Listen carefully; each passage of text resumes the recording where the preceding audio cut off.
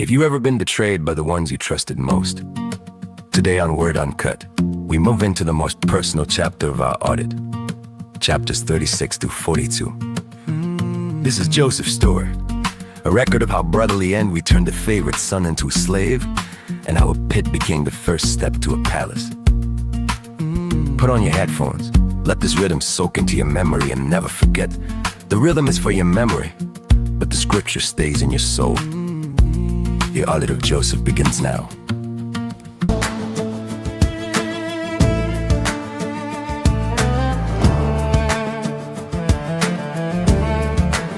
This is the account of the family line of Esau. Esau took his wives from the women of Canaan, now the daughter of Edom, the Hittite, and Oholibamah, daughter of Anna, and granddaughter of Zibeon, the Hivite.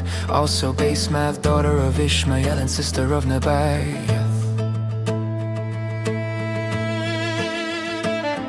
Ada bore Eliphaz to Esau, Basemath bore Ruel, and Oholibamah bore Jish, Jalam, and Korah.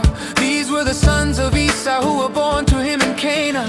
Esau took his wives and sons and daughters and all the members of his household, as well as his livestock and all his other animals and all the goods he had acquired in Canaan, and moved to a land some distance from his brother Jacob. Their possessions were too great for them to remain together. The land where they were staying could not support them both because of their livestock. So Esau settled in the hill country of Seir.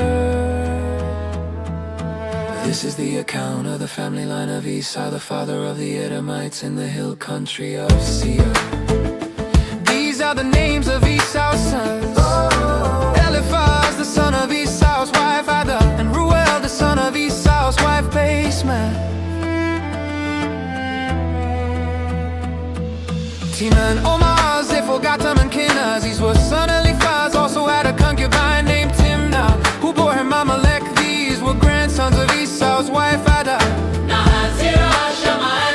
These were grandsons of Esau's wife Basemath. These were grandsons of Esau's wife Oholibamah, daughter of Anna, and granddaughter of Zibeon, whom she bore to Esau. Jalam and Korah. These were the chiefs among Esau's descendants.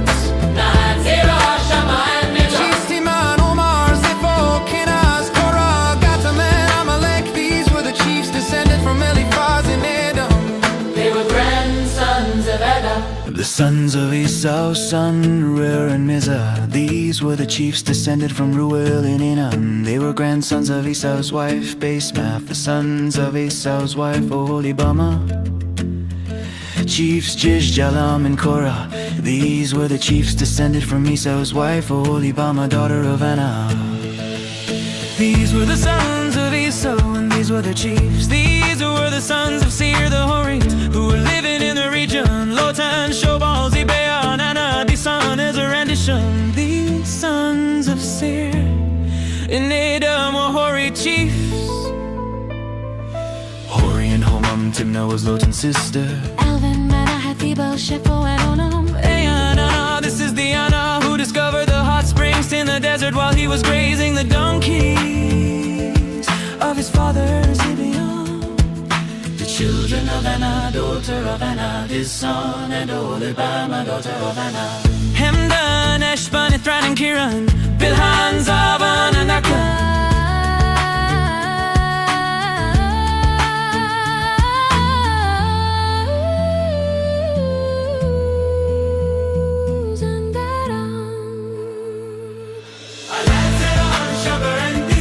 These were the Horite chiefs, according to their divisions in the land of Seir.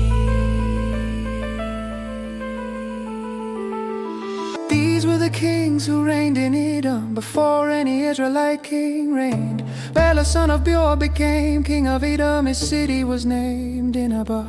When Bela died, Jobab, son of Zerah from Bozrah, succeeded him as king. When Jobab died, Husham from the land of the Temanite succeeded him as king. When Husham died, Hadad, son of Bedad, who defeated Midian in the country of Moab, succeeded him as king. His city was named Avith.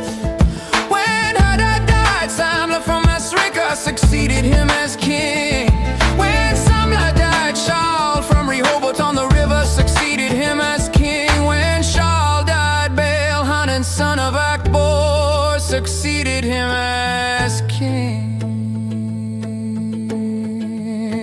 When Baal-Hanan, son of Akbor, died, Hadad succeeded him as king. His city was named Pau, and his wife's name was Mehetabel, daughter of Matred, the daughter of Mizahab. These were the chiefs descended from Esau by name, according to their clans and regions. Timnah, Alva, Jetheth, the Holy Bama, Elah, Pinon, Kenaz, Timon, Mibzah, Magdiel, and Iram. These were the chiefs of Edom, according to their settlements in the land they occupied. This is the family line of Esau, the father of the Edomites.